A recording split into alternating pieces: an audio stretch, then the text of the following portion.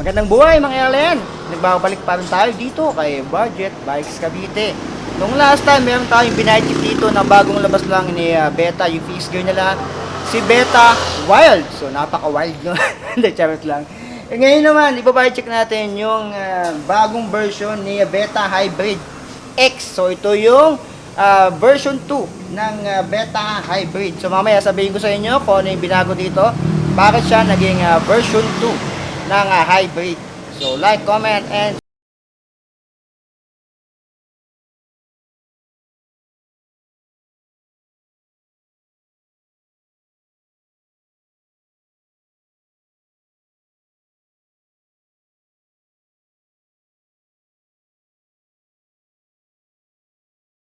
hybrid version na 2. So, yung frame nito ay bakal. So, sasabihin ko sa inyo yung mga kaibahan niya doon kay Beta Wild and yung version 2 nito compare natin sa Beta Hybrid, yung naunang version. Babangkitin ko na lang sa inyo since wala namang stock dito ng Beta Hybrid, yung unang version. So, yung frame nito ay bakal pa. So, yung unang Beta Hybrid ay I think, alam ko, ay bakal din yun, yung kanyang frame. Yung sukat nito, same lang doon sa nabay-check natin kay Beta Wild. Ito ay 46 or size 18 yung size niya. Ayan, kita-kita nyo dito. Yung top tube, same lang din. Yung kanyang effective top tube dyan ay 53. Yung pagkakasukat ko. Pati yung kanilang stand over height ay same na same lang doon kay Beta Wild. Yun ay 710 mm din. Yung kanyang stand over height. Ang kaibahan siguro nila, unang-una, siyempre sa frame niya, mas mataba yun. Ito mas papayat. Alo yun, ito yung baka. Teka, ba't nga ba natin yung compare kay Wild? Kasi nga yun yung latest na nabay-check natin. Yung frame nito ay bakal, tulad dun sa nauna. And kung mapapansin nyo dito sa kanyang top tube, meron ditong nakabang para sa cable kung may bala kayong maglagay ng brake sa likod. Ayan, yung kay Beta Wild ay ganun din. Meron din dito kaso tatlo yun. Ayan. So yung frame nito, straight lang siya. Dito merong lagay ng ulam. Hindi naman nawawala yun sa mga binabay-check natin. Dito naman ay 48 teeth. Bakal to, square taper. Ito ay 160 mm. Kung ako nagkakamali. Dito sa likod ay 18 teeth. Ito ay 18. Ito yung 48. Yung chain niya, walang brand, pangkaraniwan yan sa mga fixed gear. Yung hubs nito ay alloy na. And yung ginamit dito ay meat. Seal bearing na rin to. Ito yung tinatawag nilang flip-flop hubs or double-sided hubs. Bakit nga ba ganon? Kasi pwede mo siyang gawing fix. Ayan. Wala siyang free wheel o kalayaan. Kita-kita nyo dyan. Yung kabila, yun yung mayroon siyang free wheel doon. Ayan. So yan mga alien. So yan yung double-sided hubs. Dito naman, sa kanyang spokes, ito ay 32. Kita-kita nyo naman dito. As usual, pag mga stock na pork, bihirang alloy dyan, and budget to, around 4,000 pesos, bakal to. Ito naman ay double wall alloy rim. Yung gulong niya ay 700 by 25C, pangkaraniwan sa mga fixed gear na na-budget natin noon. Siyempre, hindi rin to naka quick release. Ayan, wala namang siguro akong nakikita na fixed gear na naka quick release. Dito naman ay 27.2. Bakal pa yan and 250 mm yan. Ito naman ay hard plastic na meron siyang bakal sa loob. Ito yung niloloster pag nagtagal-tagal. Ito yung magandang palitan. I-upgrade agad. Yung seat post niya kasi maloloster dyan. Gagawin na kayo dyan. Mahirapan na kayo dyan mag ride kapag naliko-liko na yan. Yung kanyang saddle naman ay Beta. Ay malambot-lambot na rin. Yung fork naman ito ay bakal din. Ayan. Dito sa likod, kita-kita nyo na magkaiba yung kulay ng kanyang rims. So, ganito talaga yung style ng Beta Hybrid. Kaya nga siya tinawag na Beta Hybrid. Kasi nga magkaiba yung gulong niya. Siguro yun yung naging concept nun, no? Kaya naging siyang hybrid yung model niya. Kulay pula. Same lang din, Beta rin yung ginamit dito. Double wall alloy ring. Naka-shredder valve. Spokes 32, bakal. And alloy seal bearing na rin itong ginamit dito. And meat yan. Dito, mayroon siyang brake sa unahan. Kung gusto niyo maglagay sa likod, pwede rin. Mayroon ditong cable routing. Ayan, sa likod. Ito naman, 60 to 70 mm lang siguro to. And ito ay, yung exit niya ay ball bearing pa. The usual, bakal to. Yung kanyang drop bar, and 420mm. Yung brake niya ay mechanical.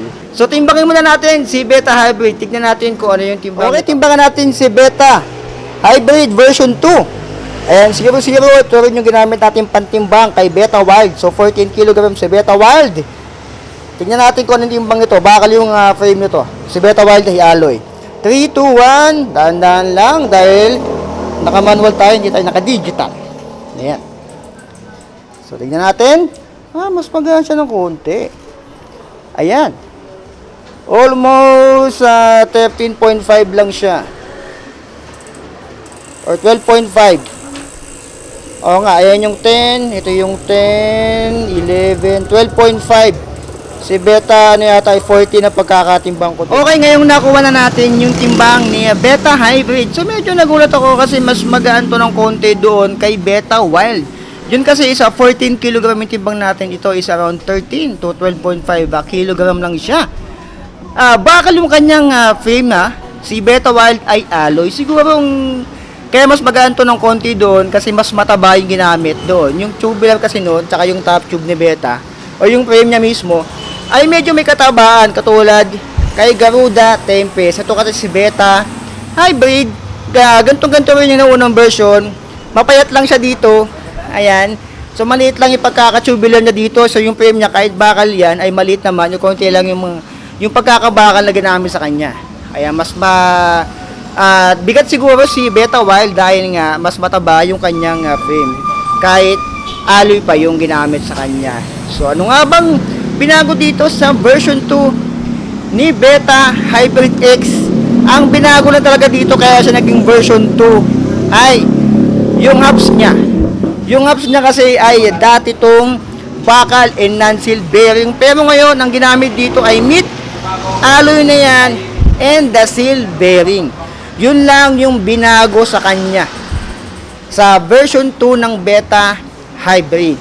Yung Wild naman, ibang version na yun yung latest 5,300 yung Beta Wild. Ito namang Beta Hybrid X na version 2. Ito naman ay ang presyo niya 4,800 pesos kapag meron siyang freebies nakasama, may helmet na rin kayan. Yung 4,500 naman, yun yung cash payment niya. So 4,500, 5,300 naman yung cash doon sa Beta Wild. 800 difference. Ayan. So almost same lang talaga sila ng siguro yung rim set ay parehas lang din. 18 teeth, 48. Bakal yung kanyang fork, yun ay alloy sa Beta Wild. Ito naman, parehas na lang hubs na ginamit doon kay Beta Wild. Parehas na parehas. Meat lang din yung ginamit doon and seal bearing. So yung ginagamit ni Beta ngayon sa mga fixed gear niya ay alloy na and seal bearing na yung mga hubs. Ayan, kung gusto niyo maglagay ng brake sa likod, ay meron na rin dito. So ayan, kung hindi pa kayo sanay mag-fixed gear, mas maganda magkaroon kayo ng brake. Mas safe yan. Ayan, safe riding. Pero syempre, mag-helmet na rin kayo kung medyo bagong kayo. Sa pag-ride sa mga fixed gear, alam niyo naman, walang brake ang mga gumagamit dito. Bihira ako nakakita na may gumagamit yung fixed gear na nag-brake. Ayan, ay gumagamit ng brake. So ano masabi niyo dito kay Beta Hybrid X? Kung pipiliin kayo, sino pipiliin nyo? Si Beta Hybrid X version 2 o si Beta Wild na alloy na 5,300 pesos? Shoutout po namin yung tropa namin, hindi nakasama. Kilala po kayo nun! Si Angelo! Luis Asuncion po. Luis Angelo Asuncion. Ayun. Anong kumpleto? Luis Angelo Asuncion. Luis Angelo Asuncion, lasan ka na? Ano na daw?